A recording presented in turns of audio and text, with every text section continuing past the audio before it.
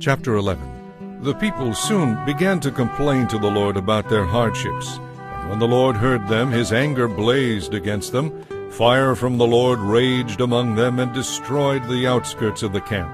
The people screamed to Moses for help, and when he prayed to the Lord, the fire stopped. After that, the area was known as Taberah, the place of burning, because fire from the Lord had burned among them there. Then the foreign rabble who were traveling with the Israelites began to crave the good things of Egypt, and the people of Israel also began to complain. "Oh, for some meat!" they exclaimed. "We remember all the fish we used to eat for free in Egypt. And we had all the cucumbers, melons, leeks, onions, and garlic that we wanted. But now our appetites are gone, and day after day we have nothing to eat but this manna." The manna looked like small coriander seeds, pale yellow in color. The people gathered it from the ground and made flour by grinding it with hand mills or pounding it in mortars. Then they boiled it in a pot and made it into flat cakes. These cakes tasted like they had been cooked in olive oil. The manna came down on the camp with the dew during the night.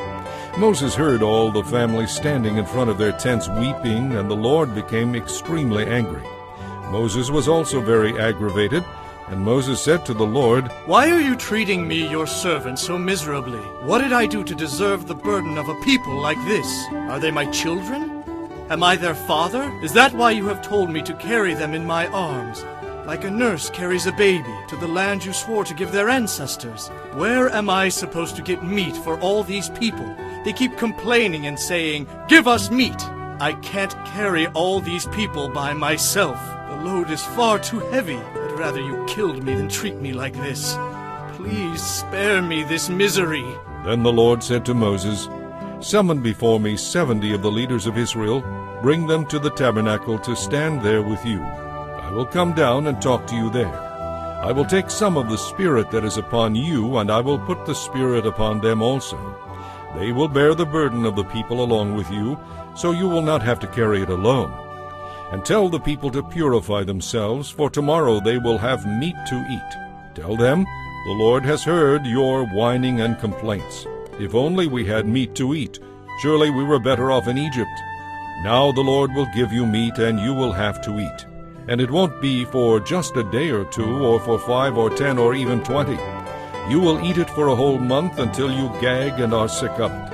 For you have rejected the Lord who is here among you, and you have complained to him, 'Why did we ever leave Egypt?'"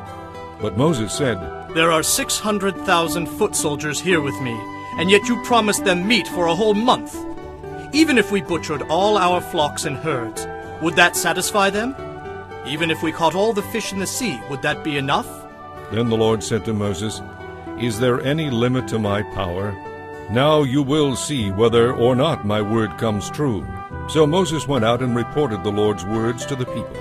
Then he gathered the 70 leaders and stationed them around the tabernacle. And the Lord came down in the cloud and spoke to Moses. He took some of the Spirit that was upon Moses and put it upon the 70 leaders. They prophesied as the Spirit rested upon them, but that was the only time this happened. 2 men, Eldad and Medad, were still in the camp when the Spirit rested upon them. They were listed among the leaders, but had not gone out to the tabernacle, so they prophesied there in the camp.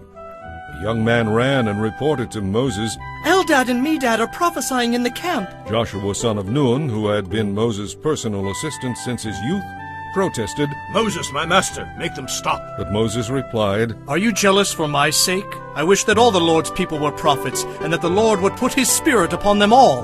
Then Moses returned to the camp with the leaders of Israel. Now the Lord sent a wind that brought quail from the sea and let them fall into the camp and all around it. For many miles in every direction from the camp there were quail flying about 3 feet above the ground. So the people went out and caught quail all that day and throughout the night, and all the next day too. No one gathered less than 50 bushels. They spread the quail out all over the camp. But while they were still eating the meat, the anger of the Lord blazed against the people, and he caused a severe plague to break out among them. So that place was called Kibroth Hattaavah, the graves of craving, because they buried the people there who had craved meat from Egypt. From there the Israelites traveled to Hazeroth, where they stayed for some time.